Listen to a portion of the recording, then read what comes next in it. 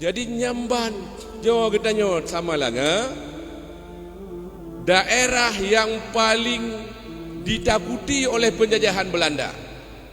Cukup ya Belanda, cukup ya pasukan-pasukan Belanda yang korban ketika mau takluk menaklukkan daerah Samalanga. Ya, benteng Kutagli nyan benteng yang paling telat jatuh ke tangan Belanda. Kabeh mendung, bina mendung pertahanan seluruh Indonesia, seluruh Aceh. Tinggal satu lagi benteng Kutagli yang sedang berpegang pertahanan. Menurut aja Pak Tutua Bateli yang belah utimu, yang hinan najot manyang, kamu jamun yang mana-mana, tapi ino nali situ sejarahnya hampir hilang, bahkan geli-geli yang kai krok ino. Mau jamun dadang langkun dan mana, ya buat banyak. Selalu pejuang-pejuang katanya, perjuangan di Samalanga, harga pegat semacam tangga deratak, gukurik tanah untuk menipu orang-orang Belanda. Terkecoh orang-orang Belanda, dipikir oleh Belanda kenaran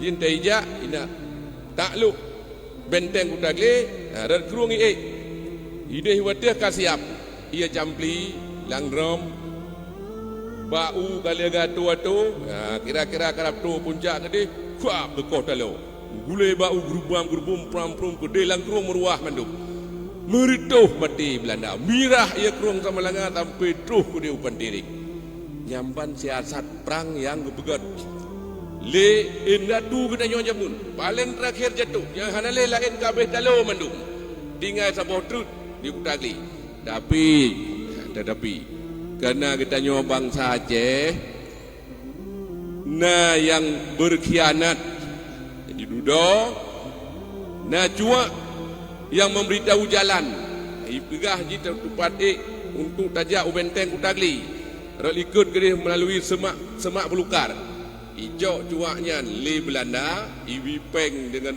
kentijai dan itawaran jabatan yang ke urenyan yang pelumah jalan untuk menembus benteng Kutagli sehingga lewatlah serdadu-serdadu Belanda terjadi peperangan Tengku di Kutagli syahid dengan pengikut-pengikutnya.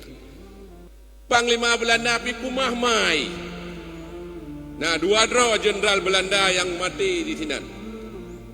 Gekun dengan Fang Hup. Ini ikun Pang He. Gekun orang Dayo Pang He. Nah, kubui nama dajak kenanya. Udah le orang Dayo. Nah, sabotut yang pun dajak Pan de Heden nani. Jenderal Belanda. Pandai tru kenan ditembak le pejuang kita yang na di benteng Kutagli Buddha mata kekun dengan Panglima Buddha Sibilang Iwo Belanda yang mubat boleh mubat dikirim dalam kena Aceh menjadi gubernur dalam provinsi Aceh olehnya ijak lam ya serang Kutagli gudak le pejuang kita yang umah mati cukup jangan mati. Jadi dengan runtuhnya benteng Kutagli, leluasalah Belanda menjajah seluruh Indonesia termasuk seluruh Aceh.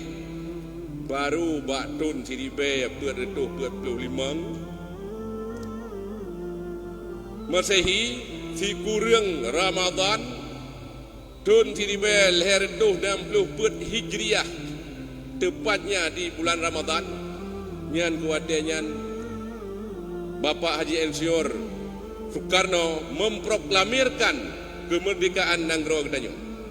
Jadi kan kebetulan yang kedua, kan kebetulan di bulan Ramadan, sengaja dilaksanakan di bulan Ramadan, memproklamirkan kemerdekaan RI.